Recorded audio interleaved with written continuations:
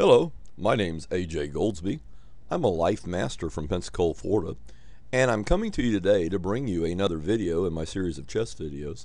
This video is for the P.O.T.D. It was the problem of the day for Saturday, October 13th, 2012. It was a game between Richard Forster and Robert Huebner. And Forster's an IM, and Robert Huebner is a well-known German grandmaster. He's extremely talented. In fact, at one time he was ranked in the top 5 in the world, and he's been a candidate in the candidate cycle for the world champion. Not recently. This was probably back in the 70s and 80s. But very good player, very talented player. And anyway, let's go ahead and get on and look at the game, because this is a very interesting game. I just wanted to briefly do an overview of this game. It starts off with the king pawn. Again, Richard Forster is white, and Robert Huebner is black. And this was played in 1994 in the Swiss Championships in Switzerland. It's e4, c5. These are the opening moves. Knight f3, d6, d4, c takes d, knight takes d, knight f6, knight c3, a6. This is, of course, the knight or Sicilian. Bishop c4. There's a lot of different systems here that white can play. You know, white can play bishop g5. He can play bishop e3, which bishop e3, placing the bishop here, is known as the English attack. Bishop e2, of course, is like a classical line. There's lots of different things that white can do here. You know, bishop c4 is one of, it's called the Sozin system, and we'll actually transpose out of the Najdorf into a regular Sozin system, which I believe is a subcategory of the Scheveningen Sicilian.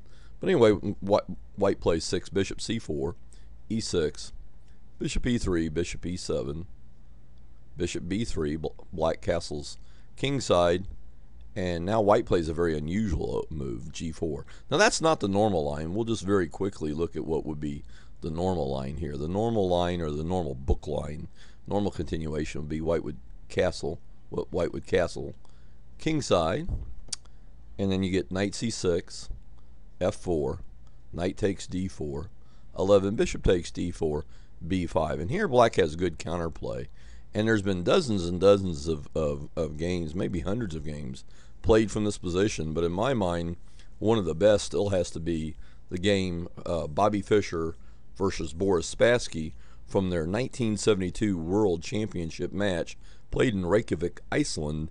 And this is game 4, of course. And you know, you can find that game in just about anywhere, any database, or any, you know, a lot of places online will have that game to where you can replay it. Any of the online you know, games database type websites. But anyway, this is a very good game. Black oftentimes will sacrifice a pawn for counterplay, and it's been, like I said, it's been played in many games. Like I said, my favorite was the game Bobby Fischer versus Boris Spassky, and that was played in 1972. That was game 4 of their World Championship match. But going back to the actual game, white does something a little bit different. You know, he plays g4. Now, you know, I've seen g4 before, not a lot. It's not a main line. It's not a new move by any stretch of the imagination. I believe one of the Russians actually suggested that, analysts suggested that white try that move back in the 1950s or 1960s. The first usage of this move that I can find in the database was like 1967, but I know it was analyzed in chess magazines prior to that. But anyway, g4 is the move here that was played in this actual game. And this move is not entirely bad. In fact, it's not without chess logic. White's playing on the king side, and that's quite normal, because we know that most of the time black, with his minority here, his half-open c-file, and his bigger center, that a lot of times black's play is in the center and also on the queen side, especially down the open half-open c-file here. And that's very common, and that's very well known. So if black is going to be playing in the center and on the queen side, then naturally white really only has one arena where he can play, and that's on the king side. So this move is not without chess logic. It gains space. Many years ago, when it was first played in theory, I remember seeing it one of the first times it was played. Black lost badly in that game, one of the games that I saw, and I remember the annotator in a chess magazine gave it a dubious. He said it was very, very bad. I mean, rather White lost badly, I'm pretty sure, and the annotator gave it a dubious appellation and said it was just premature. But I don't think that's the case at all. In fact, the engines today confirmed that the move is playable, and White still actually has a small bit of an advantage, about 10 to 31 hundredths of a pawn, depending on which engine you use. So anyway, g4 is what was played here.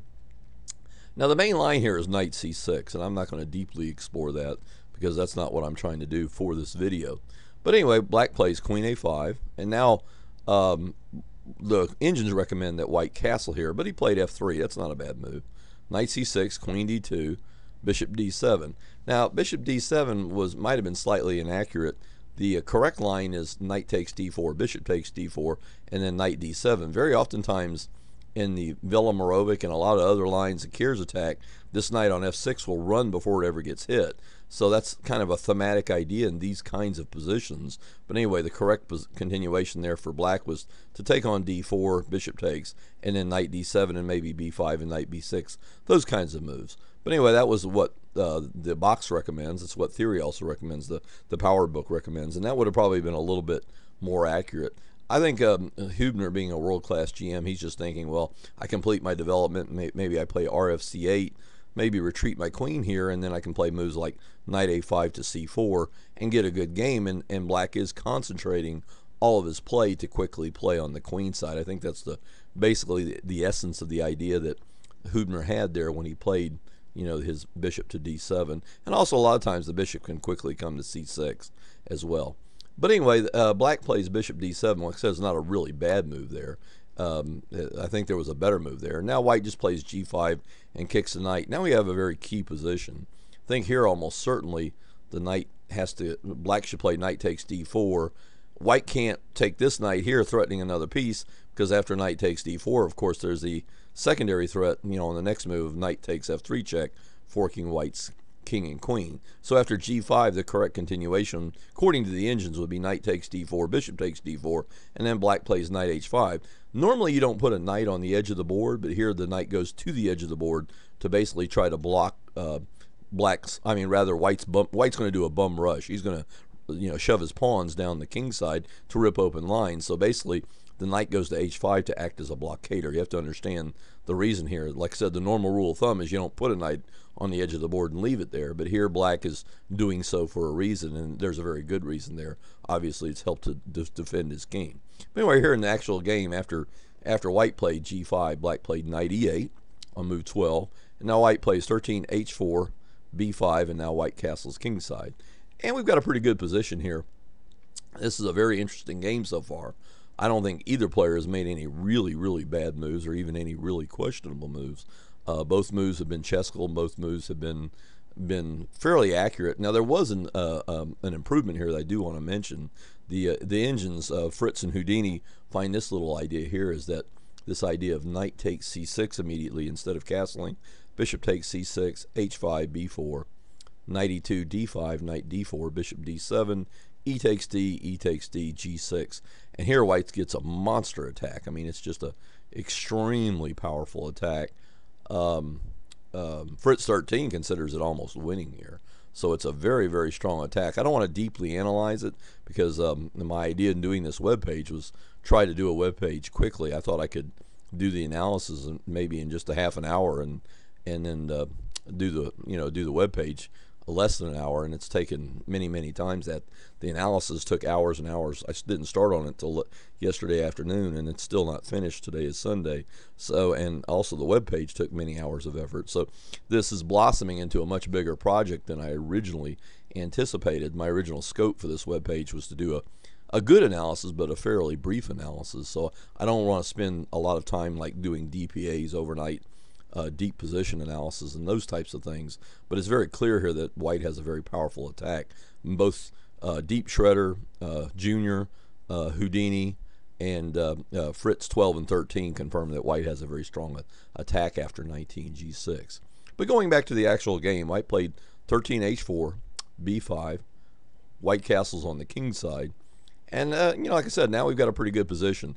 And just very briefly, in case you've never come across these ideas, if you're a beginner, generally when you castle, a master told me this years ago, and there's a very good book.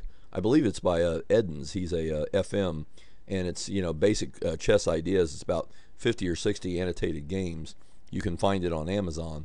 But anyway, he talks about the very first game of that book, that when you castle on opposite sides, basically strategy goes out the window, and it's a race to get to the other guy's king, and basically victory goes to the guy who can open the guy who first can successfully open a major line or avenue of attack to the opponent's king. So when you castle on opposite sides, generally what you do is pawn storm, and the pawn storm is to open lines for the pieces, and the guy who usually opens the first line is the guy that winds up winning the game. So that's basically the general scenario that you have here. We do have a castle on opposite sides, so we are looking at attack. I don't want to oversimplify chess and say that's all there is to it, but that is a major piece of strategy. And I myself played chess for maybe 10 years, and I didn't realize that when you castle on opposite sides that it was a race to go get the enemy king. And I was losing a lot of games, maybe just by 1 or 2 tempo, and it wasn't until a master told me that, hey, your king's going to be a lot safer if you'll castle on the same side as your opponent, and maybe you'll stop losing all these games. But I was always castling on opposite sides simply because I thought it was making for a more interesting game, until a master informed me that that was not really the thing to do, not all of the time. You just can't routinely do that all the time. So anyway, that's the scenario we have here. Both sides have castled. White's last move was 14, castling queenside, 0 ought, ought dash ought dash ought, or 0 dash 0 dash 0, or o dash o, however you want to say it. But anyway, white castles queenside. Like I said, we have the scenario set. The stage is set for the type of game we're going to have.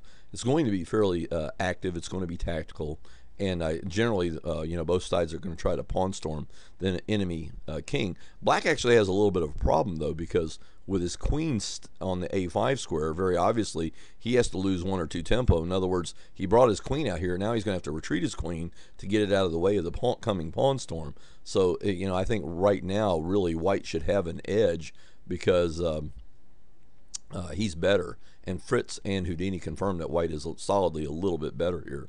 And depends on which engine you use as to the amount of white's edge. But white is solidly better here. And probably the reason being is because he has a little better development, a little more harmonious development. Black's knight is stuck back here on e8. And because the black queen is in the way of his own pawn storm. In other words, black has to shove all these pawns, queenside pawns, up the board. But first, before he can do that, the black queen has to step back and get out of the way. Anyway, black's next move is knight takes d4. That's logical. Generally, when black is playing a game, he almost has to exchange 1 or 2 sets of minor pieces, otherwise he does not get good equality. Bishop takes d4, b4. That's probably a necessary move.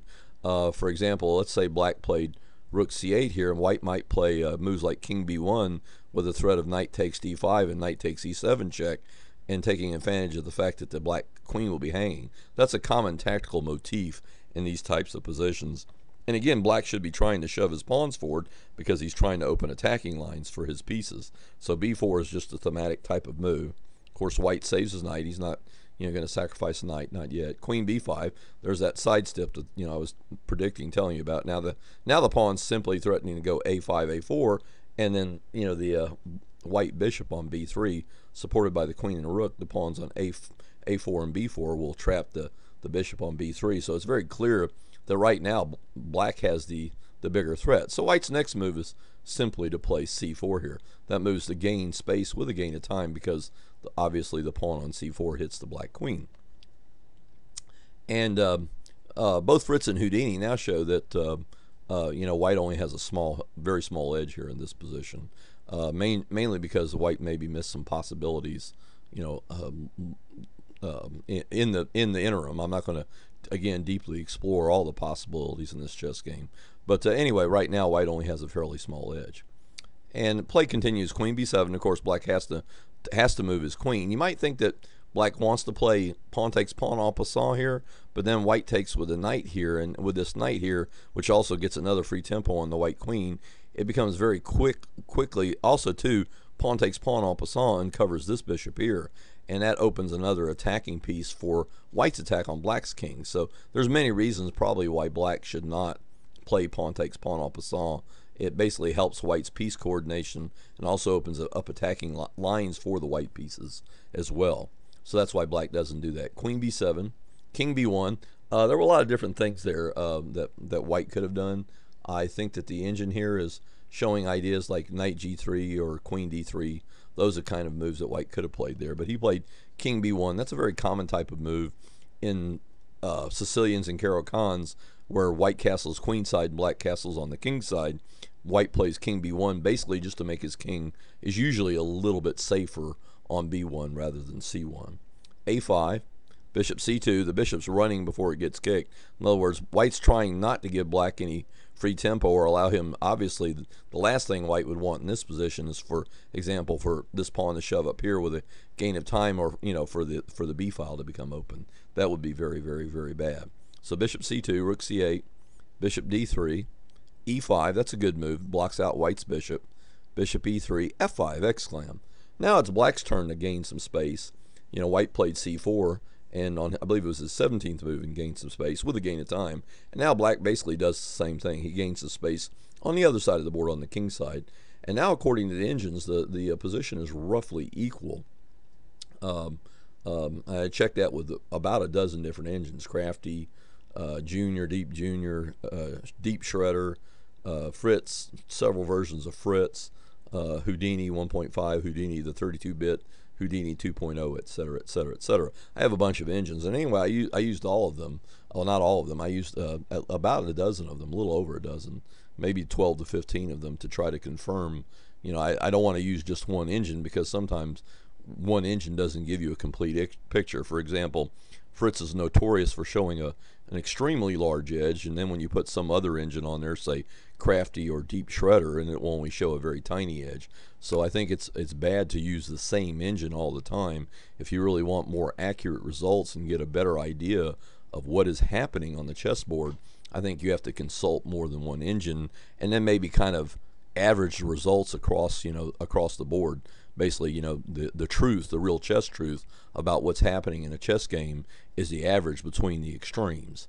And that's basically what I'm saying there. But anyway, here black plays f5. I give that move an exclam. Black gains some space on the other side of the board. And according to most of the engines that I checked with, the position is roughly equal. And I think that's fairly accurate. There's been bobbles on both sides. Both sides have missed good moves, bad moves, etc.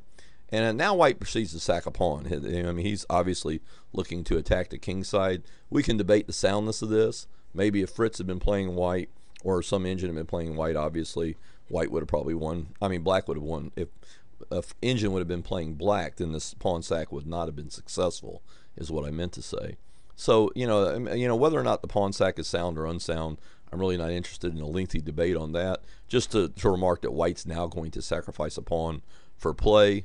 The machine recommends a 23 f4 as white's best play, so let's just leave it at that. E takes f5, bishop takes f5, knight g3. That move leads to the pawn sack, because now black plays bishop takes with check, queen takes d3, and now rook takes f3. The knight goes to f5. Bishop probably should be saved here. Well, obviously, the big threat is knight takes bishop, and if say black resuscitates his knight, then knight takes bishop checking, queen takes pawn, and black doesn't want to leave this knight on e8 forever, because that's just a bad square for that piece. So here black saves his bishop, and whether or not that's the correct move, I'll leave for the guys that really like to do really deep analysis. To me, it looks like a fairly common sense move, and a cursory analysis with two engines, Fritz and Houdini, shows that that's pretty much the best move for black. And now white plays RHF1, and here we have another critical position. This is extremely important. If black played G6 here, I think black's slightly better, and black may go on to win. It's anywhere from plus under equals to plus under a line. It's either black's either a little bit better or black's clearly better. He obviously has an extra pawn, but he also has a lot of pawn islands and a lot of holes in his some pieces, like the knight on e8 and the bishop on f8, some pieces on not so great squares. So if black had played 26 G6 here, he probably would have been okay. But here's where black begins to err. He plays the move rook takes f1. That just opens up the f file. Rook takes f1, and here white now has an ideal position. His queen's on d3, centralized, striking both sides of the board. The bishop's on e3, again centralized, striking both sides of the board. He's got a rook on an open file, and his knight's on this wonderful, it's not really an outpost because it's not protected by a pawn, but right now it's a very advanced post, so it's kind of like an outpost. So we've got this knight on this wonderful f5 square here. Black has all these weaknesses. He's got light squared weaknesses. He's got his pawn stuck on the light squares here in the center, etc., etc., etc. His pieces, all of his pieces are on less than best squares in my opinion. The queen on b7 is not so bad, but obviously the knight on e8 and the bishop on f8 are not good, and the queen is not working well with the other pieces. In other words, there's no batteries there and that kind of thing. You know, the bishop has no scope on f8. The knight on e8 has almost no good squares that it can go to. c7 blocks the file. f6, the pawn can take it. And we can go on and on here all day, but you can get the general idea that this is a critical position for black.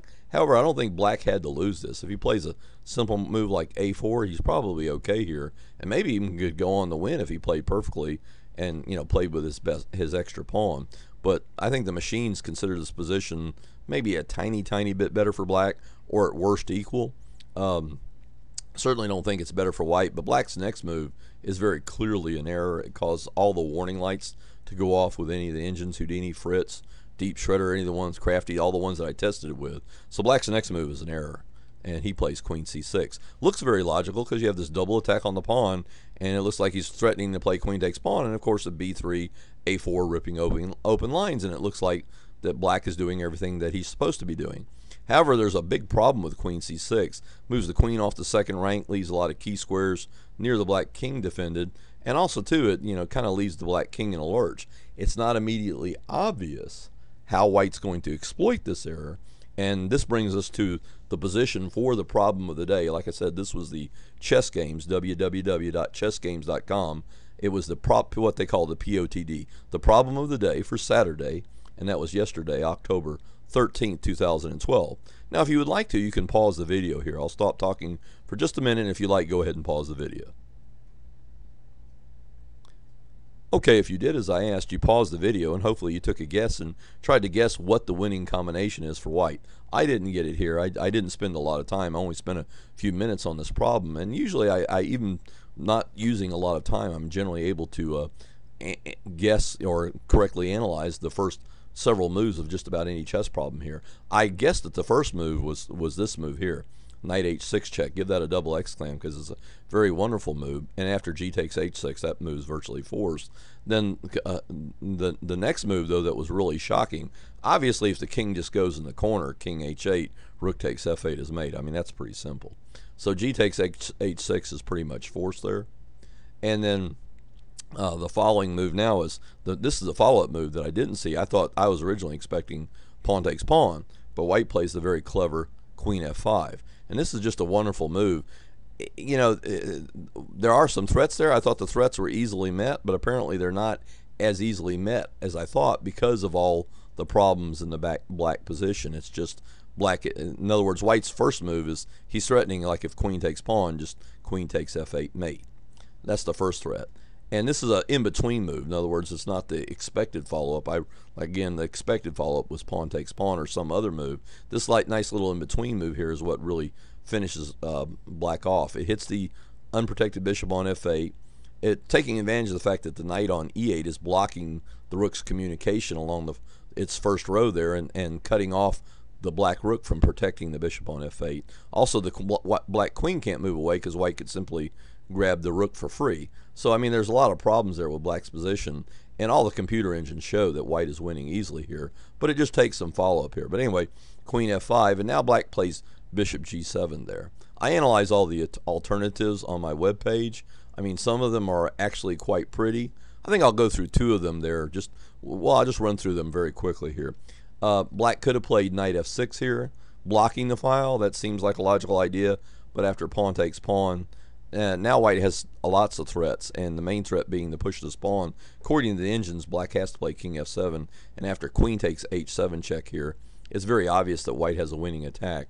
If you want to use an engine and fire it up and go through that trouble, you can confirm that. In fact, Fritz shows white's winning here by almost 20 points. It's like 17 to 19 points, depending on how long you let the computer run. So it's just a tremendous attack. The black king's flushed out in the open, and it's all with check. So, I mean, I'm not going to bother to analyze it deeply. I could analyze it all the way out to mate or to a clear win of material, but that's not the point. In fact, that kind of takes some of the fun away. I'm hoping that the readers and the interested people that look at this game will do that for themselves. And even post your analysis on the Chess Game website, because you can bits about the game there. So if you want to analyze that game out with your engine and then post your analysis, that would be great. And I would appreciate that, because that would add to the analysis of this game. Another possibility was knight to g7. That's obviously very, very ugly because of check, king there. And now queen takes f8, rook takes f8, rook check. And you have a really interesting position. It's checkmate, and it's only because this knight's on maybe one of the worst possible squares. Knight on knight 2, or the knight in the corner, is two of the worst possible squares that a knight can hold here. And here, because the knight's on g7 blocking the king's escape route, this is a checkmate. Another bad move is knight c7. Now white could just win with rook, queen takes rook, I believe there. But white has a much better move. He simply plays rook g1. That's almost a double exclam move, rather than, it's a computer move, not picking off the rook. And now there's the threat of pawn takes pawn, discover check. And according to Fritz here, black has to play h5. That's absolutely forced. And now white simply plays, again, he could grab the rook again, but he plays g6 here, and that's just a crushing attack there for white. Well, that's forced. And yeah, now g6 is just a winning attack. Another move that black could have played was 29 bishop e7. Again, the idea is getting the bishop off the square, but that's bad because it's moving the bishop off one unprotected square but placing it on another. And now white wins just with check here. King f8, queen takes e7. And in this position, Fritz is showing mate, from anywhere from 10 to 15 moves. So, that's just dead. Horrible loss. Obviously, white's next move here is the threat of just rook f8, checkmate. So, and the knight doesn't have any good squares. That's the main problem that black has. This knight has no good squares. If it goes to f6, it's captured. g7, all it does is blocks the king's escape route, and otherwise, and knight to c7, I guess, I'm not sure how white would, knight c7, just rook f8 check, rook takes rook, queen takes rook, checkmate. So, I mean, it's pretty obvious that and black can play giveaway, extended game of giveaway there. He can last like anywhere from 10 to 15 moves if he wants to give away all of his pieces. That's, oftentimes what the computer will do when it's lost. But hopefully that analysis there will prove to you that bishop g7 was completely forced. It's not a pretty move to make. It's not a fun move to make. It's in a blocked up position. And in fact, white immediately plays the follow-up is queen f7 check, forces the king in the corner, and now pawn takes pawn, hitting the bishop again. Notice the bishop doesn't have any good moves. For example, if bishop f6, simply queen f8 is checkmate again because of the pawn on h6. But because the alternatives were clearly worse, the 29 bishop g7 was forced. Now after 31 g takes h6, white is once more threatening a lot of mates, again because of this pawn on h7 square. The fact that black's up a piece really doesn't even matter, because this knight, actually, black would almost like to give it back, because all it's doing right now is getting in the way of his rook. So it's more of a hazard and an obstacle than it is a benefit to black at this point. Now, according to the engines, the only move here was queen g2. That's the only move that doesn't lose outright for black, and well, it's going to lose anyway. But I mean, the only move according to all the engines was queen g2. Fritz and Houdini confirmed that. But white just simply plays rook g1, and then black has to eat the rook. And of course, that's a lost game for black, but he can struggle on for many more moves. I don't know exactly how many moves it'll take to finish off all of black's resistance. I didn't analyze it that deeply. But anyway, here black plays queen e4 check. That's much inferior to the other idea, queen g2, but it is an attempt at defense. He's trying to bring his queen back around, but now queen g6. Now white regains his piece, check with a gain of tempo, queen takes g7. And now you could swap or something, but that's just an in-game. But white has a very nice little move here. He goes queen e6. He's threatening moves like rook f7. He's threatening moves like bishop h6 and rook f8 check. He's threatening moves like queen takes rook. And in this position, again, it's over a 10-point advantage. If you analyze it with Fritz, Houdini, or Crafty, it's well over 10 points. In fact, some of the engines is more than 15 points. But white's winning easily. He has just too many threats. Again, there's the balance. The material balance has been pretty much restored. I think black is even a pawn up here, but his pieces are just so bad. The queen's horrible on g7. The rook's unprotected on e8, and once more, we have a knight that just is just in the way of everything. For example, if rook b8 to save the rook, so white doesn't take a free piece there, then we just simply have bishop h6 and rook f8 check, and black has to give up his queen. At this point, Robert Huebner, it's very clearly lost, and he thought for a little bit and decided to go ahead and resign. But anyway, I thought that was a fairly interesting game. It was an entertaining chess game.